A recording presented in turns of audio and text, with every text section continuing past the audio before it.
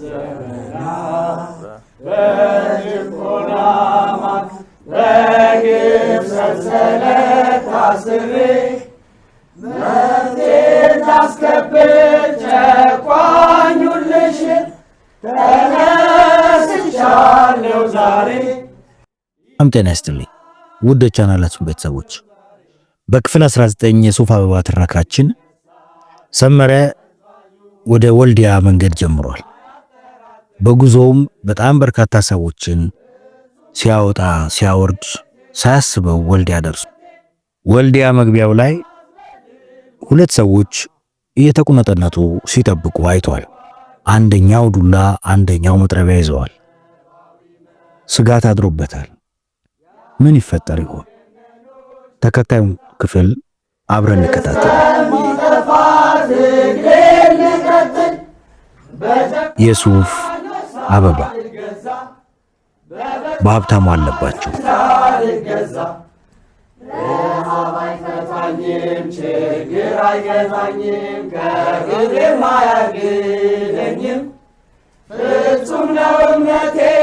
ከፊት ለፊቴ አንድ ቦቴ እንደ ኤሊ ሲጎተት ከሩቁ ይታየኛል። ከኋላዬ ምንም ነገር የለም። ጥርጣሬ አደረብኝ። ወደ መንገዱ ፊት ለፊት አየሁ። ትልልቅ ድንጋዮች አስቀምጠው መንገዱን ለመዝጋት ሞክረዋል። ቶሎ ብዬ እጃቸውን አየሁ። አንደኛው ወጣት መጥረቢያ ይዟል፣ አንደኛው ደግሞ ትልቅ ቆመጥ። አስቁመው ሊዘርፉኝ እንደተዘጋጁ ተገለጠልኝ። የምወስደው እርምጃ በያዙት መሳሪያ ይወሰናል። ቆመጥና መጥረቢያ ብቻ ከሆነ ቀላል ነው። ራሴን አጠናከርኩት። 100 ሜትር ያክል ሲቀረኝ ቆምኩ። ማንም እንደማያየኝ ገምቼ ሽጉጥ አውጥቼ ወረድኩና ወደ እነርሱ ገሰገስኩ። ተደናገጡ መሰለኝ። ገና ሽጉጡን ወደፊት ሳልደግነው ሁለቱም ወጣቶች እንደ ጉንበን ነው ጠፉ። ድንጋዮቹን አንስቼ ወደ መኪናዬ ተመልሼ ጉዞዬን ቀጠልኩ።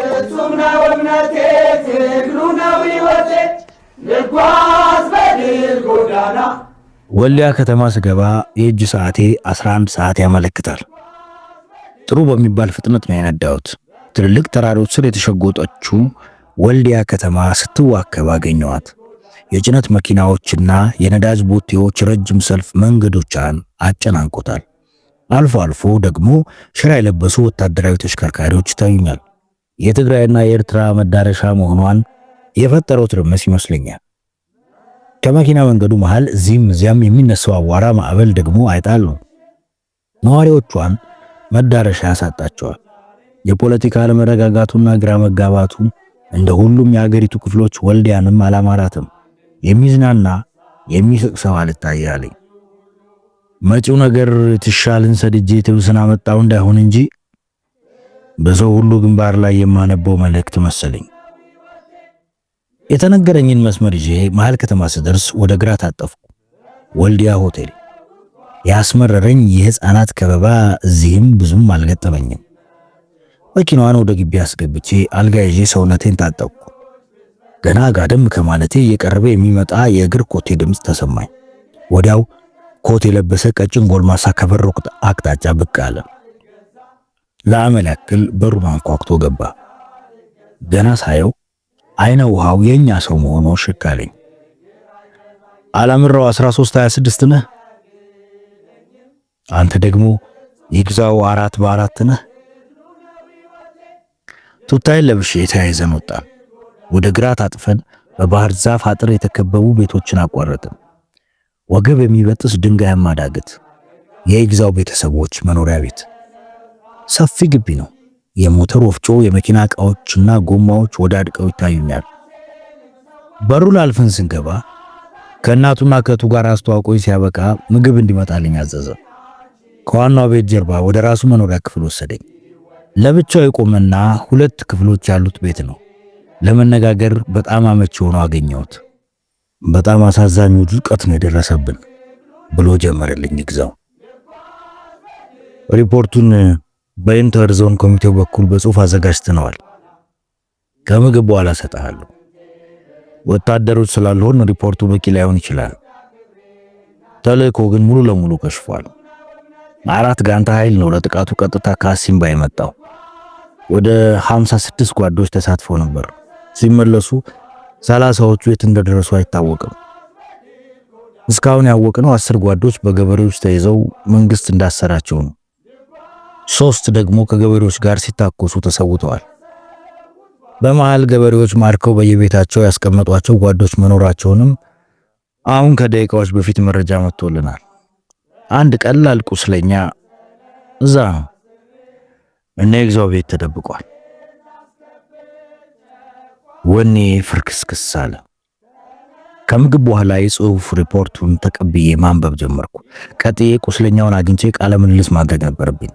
በጀርባ በኩል ባለ በር ወጥተን ጭልምልም ወዳለ ኩሽና መሰል ቤት ገባን። በግራ በኩል ትልቅ መደብ ላይ ብርድ ልብስ ለብሶ የተኛ ሰው ታየ። አንደኛው የድርጅቴ ዝርክርክ ዕቅድ ሰለባ ይሄ መሆኑ ነው። ቅሬታዬን ከራሴ ጋር ተነጋገርኩ። ቁስለኛው ድምፅ ሲሰማ ተነስቶ ቁጭ አለ። ይግዛው ቀደም ብሎ ሄዶ ማንነቴን ከነገረው በኋላ እንደጠጋው በጥቅሻ ምልክት አሳየ። ስለ ጤንነቱ ትንሽ ተነጋገርን። ግራ ትከሻው ላይ የበረደ ጥይት እንደመታው አወቅኩ። ለክፉ የሚዳርግ አይደለም። በነጭ ፋሻ ተሸፍኖ መድኃኒት ተደርጎበታል። የተጎሳቆለ ፊቱ የዘመቻውን ከባድነት ይመሰክራል። ወደ ጥያቄ ያለፉ የድርጅት ስምንና የነበረን ኃላፊነት ብትነግረኝ። አንሾካሾኩ። ገረመው ነው የምባል የሁለተኛው ጋንታ ኮሚሳር ነኝ ብሎ አቀማመጡን አስተካከለ። ገረመው፣ ኮሚሳር ከሆንክ ከጥዱ ጀምሮ እስከ ውድቀቱ አብረህ ነበርክ ማለት ነው። እስኪ የነበረውን ሁኔታ ለውድቀቱ መንስኤ ነው እስከምትለው ችግር ድረስ ዘርዘር አድርገህ አስረዳኝ። ቁስለኛው የነበረውን ሂደት ከሀ ጀምሮ እስከ ፐ ሲዘረዝርልኝ የኔ ጭንቅላት ደግሞ ማጠቃለያ እየሰጠ ትንተና ይሰራል። መልክ እያስያዝኩ ለዘርኡ ክሽን በማስረዳበት አኳኋን አደራጀሁት። ሲጀምር የወልዲያ ንግድ ባንክ የመዝረፍ ዕቅድ አሲምባ በኢህአሳ የተጠነሰሰ አልነበረም። የኢህአፓ ማዕከላዊ ኮሚቴ በቀጥታም የሚያውቀው አይደለም። በፖለቲካ ቢሮ የታቀደ ነው። እቅዱን ለማስፈጸም ዶክተር ተስፋዬ ደበሳይ አሲምባ ገብቷል። እዛ በቆየበት ጊዜ ጉዳዩ ወታደራዊ ሚኒስትር በመሆኑ ወልዲያን አላነሳም። በእርምት ንቅናቄና በኤርትራ ግንባሮች በተደረገ ውይይትና በተደረሰ ስምምነት ላይ አተኩሮ ነው የሰነበተው። ከዚህ በኋላ ኢህአሰን ሰበሰበ። ሰራዊቱ አንድ ወታደራዊ እንቅስቃሴ እንደሚያደርግ ገለጸለት። ከትግራይ ወደ ሰሜን ምስራቅ ጎንደርና ወደ ምስራቅ ወሎ ዘልቆ የመግባት ዘመቻ መሆኑን አብራራ። አዲስ የመንቀሳቀሻ ወታደራዊ መሰረት ወይም ቤዝ ፍለጋ መሆኑ ነው። እስከዚህ ድረስ ምንም ችግር እንደሌለ ማየት ይችላል። የኢህአሰ ጋንታዎች ትግራይን ለማቋረጥ 12 ቀን በላይ ፈጀባቸው። ወደ ራያ መሃል ሲገቡ ሰራዊቱ ከሁለት ተከፈለ። አንደኛው ወገን የምዕራብ አቅጣጫ ይዞ ተጓዘ። ዶክተር ተስፋዬ ደበሳይ 4 ጋንታዎችን ከያዘው ሌላኛው ኃይል ጋር ተነጥሎ ወደ ምስራቅ ወሎ አመራ።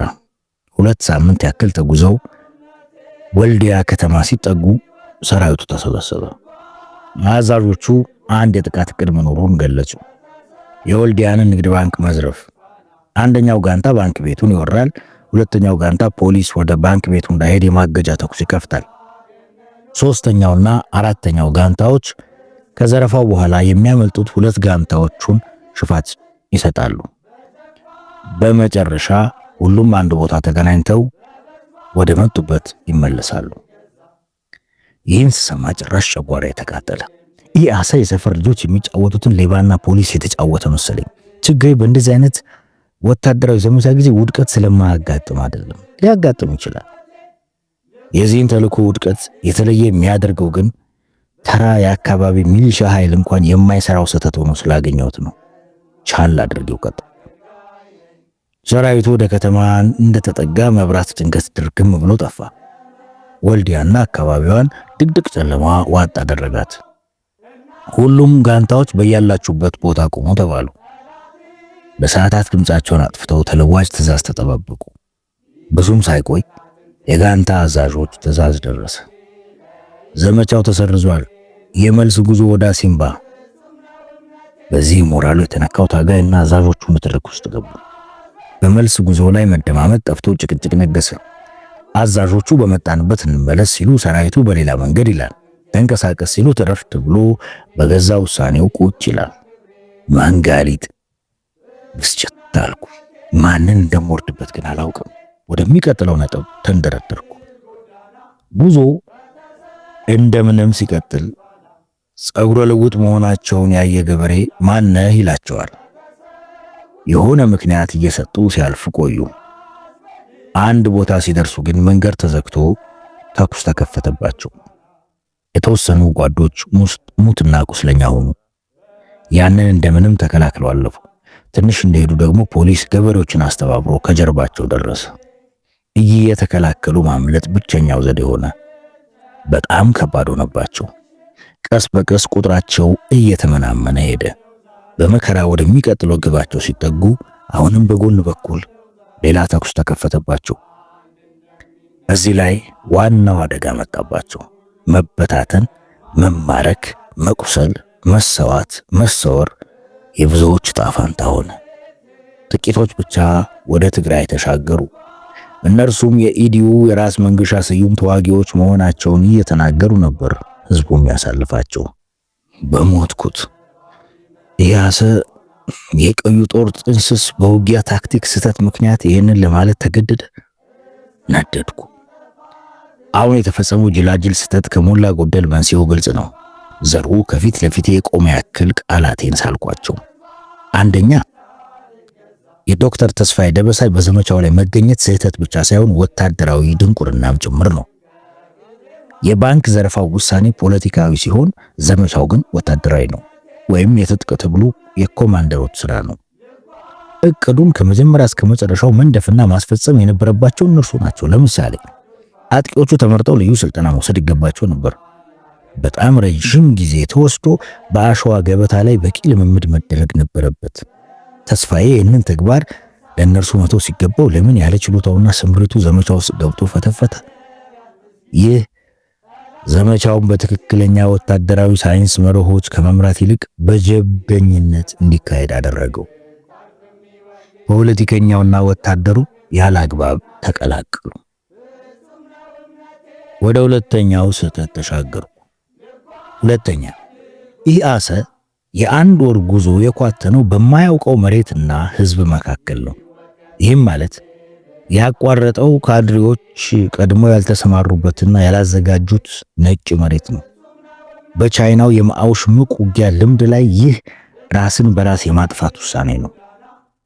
ነጭ መሬት ማለፍ ግድ ሲሆን ደግሞ አንድም ይህ ተግባር ቀድሞ መሰራት አለበት፣ አሊያም ከፍተኛ ወታደራዊ ኃይል ያስፈልጋል።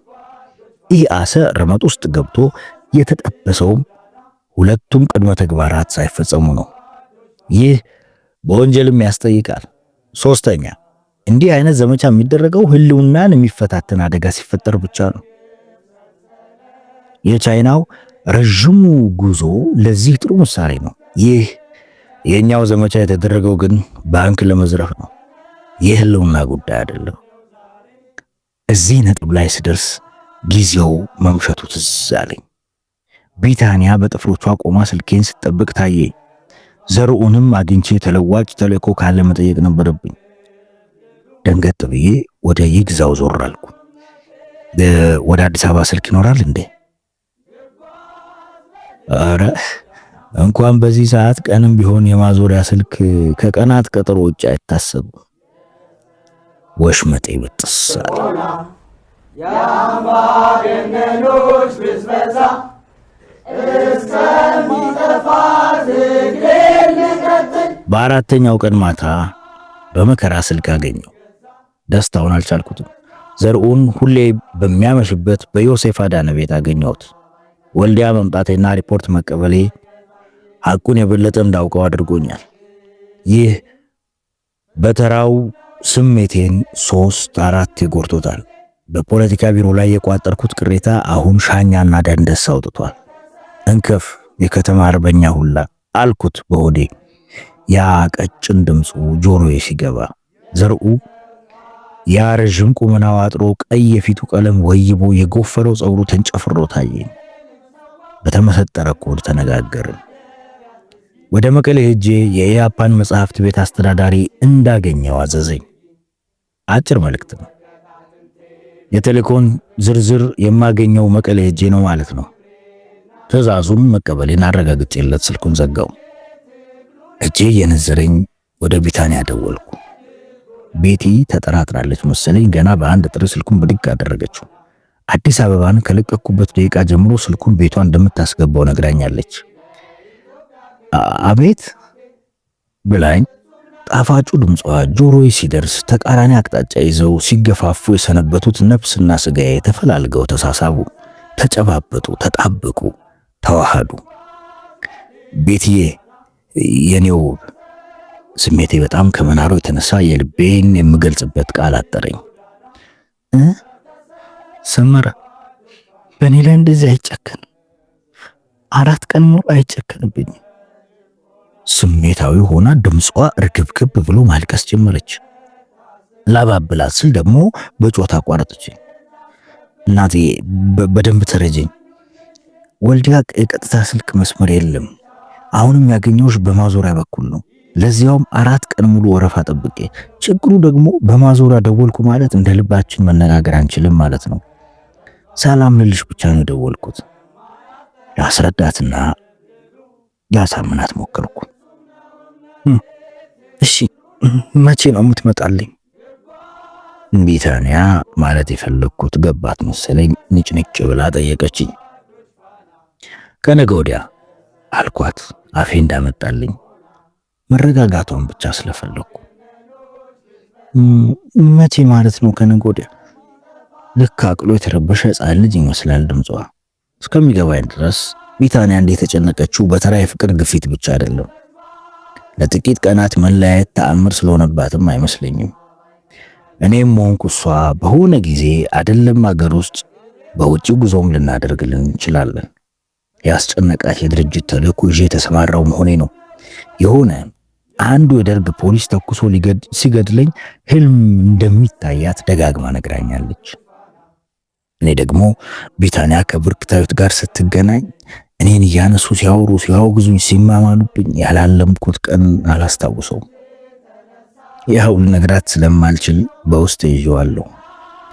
አሁን ደግሞ ይሄ ቂላቂል የከተማ አመጽ በሚሉት እቅዳቸው እንዳያስገድሉብኝ ይፈራለሁ።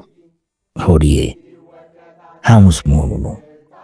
እንደምንም ለመድረስ እሞክራለሁ። እሺ ሜቴ፣ በጣም እወድሻለሁ። ልቤ ሁሌም ከአንቺ ጋር ነው። በደህና ጠብቂኝ። ስስት አንደበቴን አንዘፈዘፈው። አጸፋውን ከኔ በባሰ ወደ ባሻነት መልሳልኝ ተሰነባበትን። ረፋድ ላይ ነዳጅ ሞልቼ የመቀሌ ጉዞዬን ጀመርኩ። የተሰባበረው የጠጠር መንገድ መኪናዬን ሰማይ አድርሶ ሲያፈርጣት የአርማጌዲዮን ኡታዋን ታቀልጠዋለች። የብረትና የቆርቆሮ ዘር ይንጫጫል። የተሻለ መንገድ ሳገኝ ወደ ቢታንያ ወደ ጭንቀቷ ምክንያቶች የሐሳብ ቀዘፋዬን ተመለስኩ። ክፋቱ ደግሞ ደርግ ሰሞኑን በኢህአፓ ላይ ተደጋጋሚ የክስ መግለጫዎች እያወጣ ነው። የትናንት ምሽቱ ማስጠንቀቂያ ያዘለ ክስ በተለይ ጠንከር ያለ ነበር። ብርክታይት ነበረች ማታ ከዜና ወጃ በኋላ ያነበበችው። ድምጿ ከወትሮው ተስሎ ተሰማኝ። አናርኪስቶች ህገወጥ የሰራተኞች አድማ በመጥራት ያ ሲከሽፍባቸው ደግሞ የሥራ መሳሪያዎችን እንዲሰባበሩና እንዲዘረፉ መመሪያ በመስጠት የመንግስት ልማታዊ ድርጅቶች ገቢን የሚጎዱ ተግባራትን በመፈጸም በሌሎች ዘዴዎች በብሔራዊ የኢኮኖሚ ግንባታ ጥረታችን ላይ ይህ ነው የማይባል የኢኮኖሚ አሻጥር እየፈጸሙብን ይገኛሉ። ሻለቃ መንግስቱ ኃይለማርያም አብዮታዊ ሰደድ ብለው ያቋቋሙት ድርጅት አላቸው። በዚሁ ስም የሚጠራው የድርጅቱ ጋዜጣ ታዲያ ቁጥር 1 ኢላማው ኢህአፓ ነው። ጋዜጣውን ዮሴፍ አዳነ ከሻለቃ ሽታዬ ደስታ ተቀብሎ ያመጣልናል። ለጸረ ፕሮፓጋንዳና ለምርምር ስራ ይጠቅማል። ምድር ቤት ባለው አደፍርስ ቅጅ እናደርገዋለን። የመኢሶኑ የሰፊው ህዝብ ድምጽ ጋዜጣም በዚህ ወር ከዚህ ሌላ የጻፈው ነገር የለም። ኢህአፓ ከፖለቲካዊ ውዥንብር ወደ ኢኮኖሚያዊ አሻጥር የሰሞኑ ተከታታይ ርዕስ አንቀጹ ነው። ዞሮ ዞሮ ለኔም ሆነ ለፍቅረኛዬ የደህንነት ስጋቱ ያለው እዚሁ መሃላችን ነው። በቀጥተኛ አነጋገር በዘርኡ ክሽን ማስታወሻ ደብተር ውስጥ ነው። ኢህአፓ ራሱን ከደርግ ወይም መኢሶን ጥቃት ለመከላከል መዘጋጀት አለበት። የከተማው ትጥቅ ትግል የገጠሩ ትጥቅ ትግል አካል ነው። ስለዚህም ሲያጠቁ ዝም ብለን አንመለከትም። አለማስታወስ ይሻለኛል እንጂ ሳስታውሰውማ ለደቂቃዎች ሰላሜን አጣለሁ። ምክንያቴ ግልጽ ነው። ድርጅቴ በሱፍ አበባ አባዜ ተጠምዶ በራሱ ላይ ቢላዋ እየሳለ ነው። የዘርኡና የዶክተር ተስፋዬ ደበሳይ ክርክር እንግዳ ነው። ነገር ግን ይህንን የምለውጥበት አቅም አላገኘሁም። የብርሃኑ መስቀልና የጌታቸው ማሩ ተቃውሞም ብዙም አልረዳኝ። ማነሻው ላይ ብንግባባም መድረሻው ላይ ግን ርቀታችን የሰማይና የምድር ያክል ሆኗል። ኩሃ ከተማን አቋርጬ ከቀኑ 9 ሰዓት ላይ መቀሌ ገባሁ። ፍጹም ነው እምነቴ፣ ትግሉ ነው ሕይወቴ፣ ልጓዝ በድል ጎዳና። የሐምሌ ዝናብ እንደ ጉድ ይወርዳል። የኢህአፓ መጽሐፍት ቤት ከዋናው ቴሌኮሙኒኬሽን መስሪያ ቤት አጠገብ መሆኑ ተነግሮኛል። መቀሌዎችን ቆም እያልኩ እየጠየቅኩ ወዲያው አገኘሁት። የመጽሐፍት ቤቱ አስተዳዳሪ ከባልኮኒ በስተጀርባ አዳዲስ መጽሐፍትን ከእሽጋቸው እያወጣ ሲደረድር አገኘሁት። ብቻውን ሆኖ ሳገኘው ደስ አለኝ። ብን አድርጎ ያበጠረው ጎፈሬ ጸጉሩ ዋና ምልክቴ ነው። ልክ የተደፋን ስራ የተሸከመ መስሎ ታየ። በትክክለኛ ስሙ መምህር ጸጋዬ ተክለ ብርሃን ይባላል። በኢህአፓ የተሰጠው ስም ደግሞ ካልአዩ ነው። ገብቼ በአማርኛ ሰላምታ ተሰጠው ነቃ ብሎ አየኝ። ከመሰላል ወርዶ እጆቹን እያራገፈ መጣ። የተሰጡንን ኮዶች ተለዋወጥን። ከተጨባበጥን በኋላ በሩን ዘጋው። በሳህን ተቋጥሮ የመጣለትን ምርጥ ምጥን ሽሮ ጋብዞኝ አብረን በላን። ካላዩ በትግራይ የፖለቲካ ሁኔታው እንዴት ነው? በለሆሳስ የመነሻ ጥያቄን አቀረብኩ። በጣም ውስብስብ ነው። በጣም አስቸጋሪ፣ በጣም አደገኛና አስፈሪ ነው። የትግርኛ ተጽዕኖ በተጫጫነው አማርኛ መለሰ። እዚህ የኛ ድርጅት አለ፣ ተዋህት አለ፣ ኢዲዩም ወጥቷል፣ ዶርግና መኢሶንም አሉ። ሌላ ደግሞ ትግራይን ገነጥላሉ በሚል አክራሪ ትጥቅ ትግል ጀምሬያለሁ ይላል። ከተማ ውስጥ የምታየው ነገር በሙሉ ሽኩቻና ትንቅንቅ ነው። በተለይ የህዝብ ድርጅት ጉዳይ ጽህፈት ቤት ከተቋቋመ ወዲህ ደግሞ ብሶበታል። ማን ከየትኛው ድርጅት ጋር እንደተሰለፈ እኮ አታውቅም። እኛ ተአህትና መኢሶንም አተው ተአህቶች እኛን የታላቅ ኢትዮጵያ ጠበቆች ይሉናል። እኛ ደግሞ ጠባብ ጎጠኛ ምናምን እንሏቸዋለን። ፍትጊያው ታይቶ የማይታወቅ ነው አለኝ። በእጁና በአይኖቹ የሽኩቻውን አስከፊነት እያሳየኝ ብዙም አልተገረምኩም። መኢሶን በደርግ ጋባ ተጠልሎ መጥቶ እዚህ ጨዋታ መጀመሩ ግን አበሳጨኝ። ይሄ መኢሶን የሚሉት አሽክላ ለመሆኑ ምን እያደረገ ነው ያለው? አሁንም ድምፄን ዝቅ አድርጌ ጠየቅኩት። ምንም አይሰራው አለ። የትግራይ ወጣቶችን ከኛና ከተአህት የማስኮብለል ተልእኮ ይዞ እኮ ነው የመጣው። ሰሞኑን የተወሰኑ ልጆች የትግራይ ቀይ ወጣቶች ብሎ ሞልሙሎ ሲያበቃ የፖለቲካ ስልጠና እየሰጠ ነው። የሚስቴ ወንድም ትንሹ ወንድሙ አለ፣ እሱ ተቆላቅላቸዋል። እሱ ነው የሚነግረኝ እኮ። በተለይ አስመራ የሚኖሩ የትግራይ ልጆች አተኩሮባቸዋል። ለምን ብትል ኤርትራውያን አጋሜ ምናምን እያሉ ስላማረራቸው ይሄ ለመኢሶን መና አወረደለት። በስፋት የሚለምለው ከእነርሱ ነው። ስልጣናቸውን እንደጨረሱ ሌሎች ክፍለ ሀገሮች በካድሬነት ሊያሰማራቸው ነው። ተአህት በበኩሉ ሌላ ሽኩቻ ውስጥ ገብቷል። ሲያቀብጠው የፖለቲካ ዓላማዬ የትግራይ ሪፐብሊክ መፍጠር ነው አለ።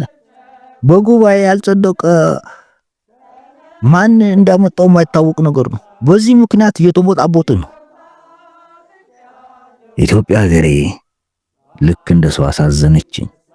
መምህር ጸጋዬ በጣም ጠቃሚ የሚባሉ መረጃዎችን ለየ። በወረቀት በቴፕ ክርና በሸክላ የተጻፉ እና የተቀረጹ ናቸው። በአንድ ካርቶን ውስጥ በጥንቃቄ አስገብቶ ከነቴፑ ሰጠኝ። ምሽት ላይ እዛው አካባቢ አልጋ ሲዞኝ ሲያበቃ ስልክ ተደዋውሎ ሲመለስ የሚቀጥለውን ተልእኮ ይነገረኝ። አዲግራት ትሄድና የሚጠብቁ ሰው ወልዱ ሰባ ጋዲስ ሆቴል ታገኘዋለህ። አሲምባ አድርሶ ይመልሰሃል። አሲምባ እግረ መንገድህን 10,000 ብር ይዘህ ትሄዳለህ።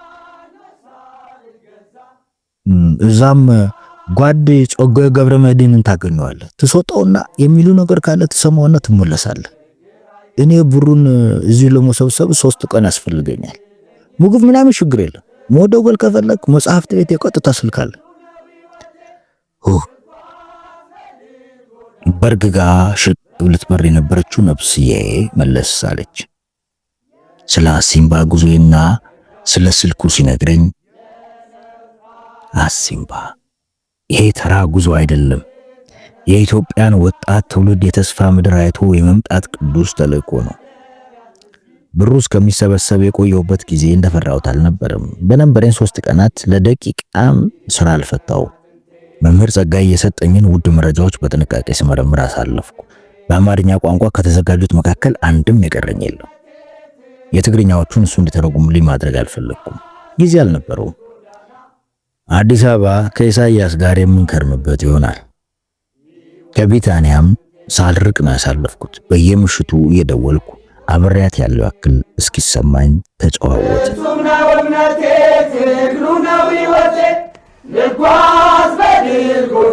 ጉዞ ወደ አሲምባ። የሚመራኝ ወጣት ገበሬ ምሽት ላይ ወልዱ ሰባ ጋዲስ ሆቴል መጣ። አዲግራት የሚታጠፍ ሳንጃ ያለው አልቤን የሚባል ጠበንጃ ይዟል። አማርኛ በደንብ ይረዳል፣ በመጠኑም ይናገራል። በቱታና በቆዳ ጫማ ሲያይኝ ደስ አላለው። ቢያንስ ጫማ እንድቀይር መከረኝ። ወዲያው ተስማማው።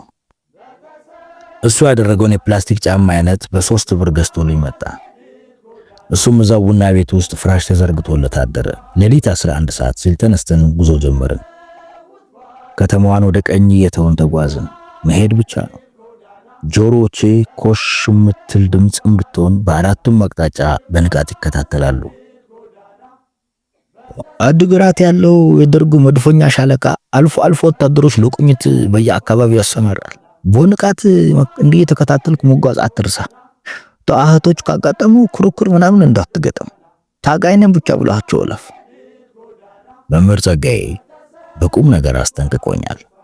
ረፋድ 4 ሰዓት አካባቢ ከአዲግራት ብዙ ርቀናል። ላቤ በግንባሬ እየተቀዳ መንቆርቆር ጀመረ።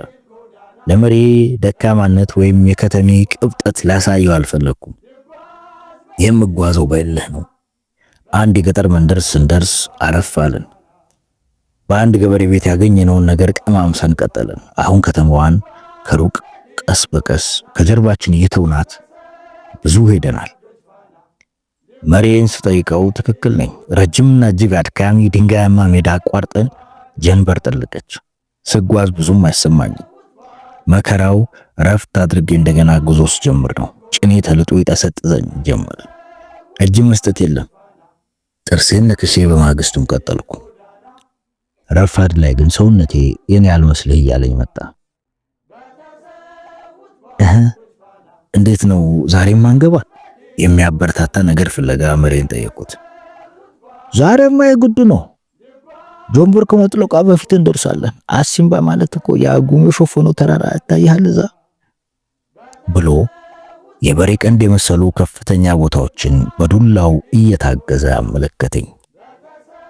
ቅርበትና ርቀቱን በጭራሽ መገመት አይቻልም። ብቻ እየደረስኩ ነው ብዬ ራሴን አጠናክሬ ቀጠልኩ። መሪ መርቶ ካደረሳቸው ሰዎች ሁሉ ጎበዝ መሆኔን ደጋግቦ ይነግረኛል። ዋ አንዳንዱማ እኮ ጉዶልኝ እንጂ ከዚህ በኋላ ንቁድቁ አልልም ብሎ ኮለጥ ነው ሚላ ሳቀ። የምገምተውም በልጅነቴ ጀምሬ የማውቀው ነገር ነው። ይህቺ ጉዞ ለገበሬዎች ምንም ማለት አይደለችም፣ ሽርሽር ማለት ነች። ለዚያውም በጠመንጃው ላይ የኔን ዕቃ ደርቦ ተሸክሞ። ድርጅቴ ያፓ ይህንን ጥንካሬ ነው እያጣ ያለው። ቻይናዊው ኮንፊሽየስ ያለው ነገር ትዝ አለኝ። ጥበብን ከተግባር መማር ጥሩ ነው፣ ነገር ግን ረጅምና መራራ ነው። ጥበብን ከሰው በመኮረጅም መማር ይቻላል፣ ነገር ግን ይህ ቀላልና ርካሽ ነው። ጥበብን በልቦና መርምሮ መማር ከባድ ነው፣ ነገር ግን ከዘዴዎች ሁሉ እጅግ የተከበረ ዘዴ ነው። ድርጅቴ ልቦናውን ደፍኖ ከተግባር መማርን መርጧል። እኛ አባላቱና መሪዎቹም የትምህርቱን መሪርነት መጎንጨት ጀምረናል። ወኔ ጥሎኝ እንዳይሄድ ታገልኩ። ከቀኑ 8 ሰዓት ሲል እንደምሰሶ ቀጥ ያለ ተራራ መውጣት ጀመርን። በደን ውስጥ ያለፍን ሲያዳልጠን ምናምኑን ይዘን እየቀረን ከአንዱ ቋጥኝ ወደሚቀጥለው የተንፏቀቅን በመሃል ትንሽ አረፍ እያልን ወጣ ነው። መሬ ዳገቱን ከምንም አይቆጥረውም። ጠብ ጠብ ያለ ወጣውና አንድ ቦታ ላይ ቆሞ ይጠብቀኛል። 10 ሰዓት ሲል አንዱን ተራራ ጨርሰን ሁለተኛውን ተያያዘ። ጓዱ አይዞ አሁን አሲምባን ረግጠሃል። ይህች መንደር ጋራሚኖ ትባላለች። በቃ አሲምባ ከዚህ ጀምሮ ነው። አሲምባን መርገጤን ሳውቅ እንግዳ ስሜት ደርሶ ውርር አደረገኝ። ትግላችን መራራ ድላችን የማይቀር ነው። ልቤ አፍ አውጥታ ቀረርቶን አቀለጠችው። አዲስ አበባን አስታውሼ በነዘርኡ ጨጓራዬ እንዲላጥ አልፈልግም። ፍቅረኛዬ ድቅን ስትልብኝ ብቻ ተመልሼ መግራት ታሪክ አይምሮዬ ውስጥ እየመዘዝኩ የመዘገብኩ ቀጠልኩ።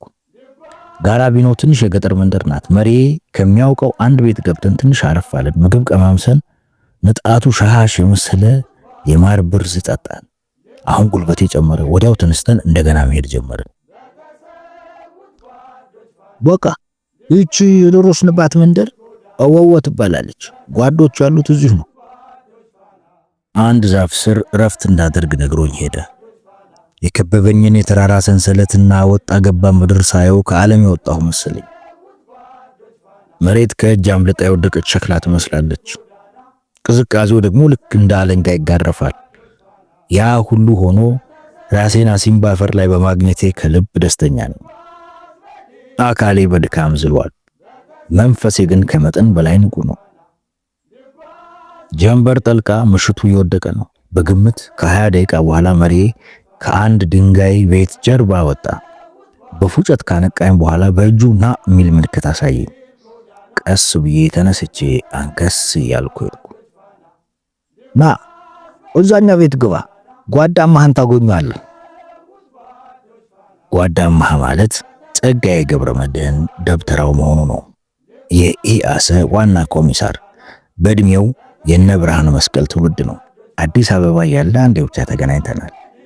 ለበይነ ቀጠናው የተላኩ አደፍርስ ማባዣና ሌሎች የጽህፈት ዕቃዎችን ሲያስረክበኝ ተዋወቅ ነው። ከዛ በፊት ደግሞ አዲስ አበባ ቀዳማዊ ኃይለ ሥላሴ ዩኒቨርሲቲ በስም አውቀዋለሁ። ዝና ባተረፈበት አንድ ፖለቲካዊ ቅኔው ነው ስሙን ለመጀመሪያ ጊዜ ሰማሁት። ቀን በቀን ቁማር ተጫውቼ ተበልቼ ገባሁ ተረትቼ፣ ምንኛ እድሌ በሰመረ ዘውዱን ገልብጨው በነበረ። ጸጋዬ አሁን ያስታውሰኝ ወይም ይርሳኝ እንደሆነ አላወቅኩም።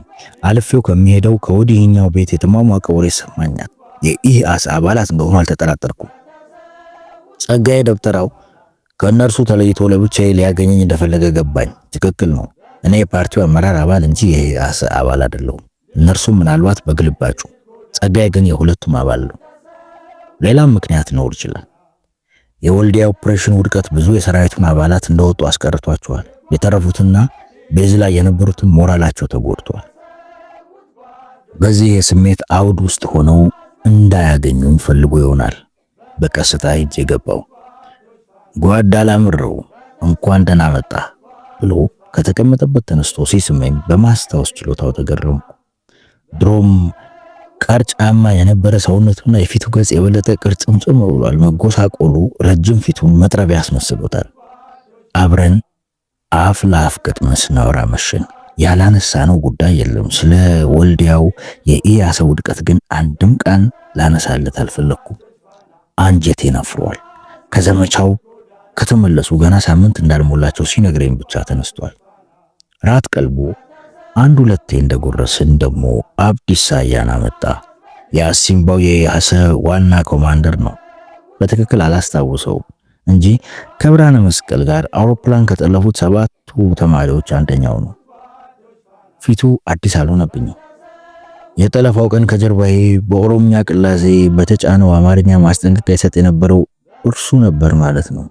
እስከ እኩለ ሌሊት ድረስ አወራን። ትንሽ ቆይቶ ሌሎች 2 ታጋዮች መጡ። የወሬው ርዕስ አንድ ብቻ ሆነ። ኢህአፓ ረስቶናል። ብሩን አስረክቤያቸው በማግስቱ ወደ አዲግራት ተመለስኩ። ከአዲግራት ወደ መቀሌ፣ ከመቀሌ ወደ አዲስ አበባ። በተሰዉት ጓዶች ፋና ልጓዝ በድል ጎዳና። እንግዲህ ውድ አድማጮቻችን የሱፍ አበባ ክፍል 20 እንዲህ ሆኖ ተጠናቋል። ሰመረ ከአዲስ አበባ ተነስቶ ወልዲያ፣ ከወልዲያ መቀሌ፣ ከመቀሌ አዲግራት፣ ተመልሶ ደግሞ ከአዲግራት ወደ መቀሌ ከዛም ወደ አዲስ አበባ የአሲምባ ጉዞውን ጨርሶ ተመልሷል። ቀጥሎስ ምን ይፈጠር ይሆን?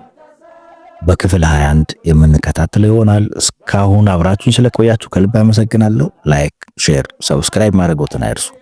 ሌሎች ጋር እንዲደርስ ያደርጉ። በአስተያየት መስጫውም ላይ አስተያየቶትን ያስቀምጡልን። ከልብ እናመሰግናለን። ዘውድ ቲዩብ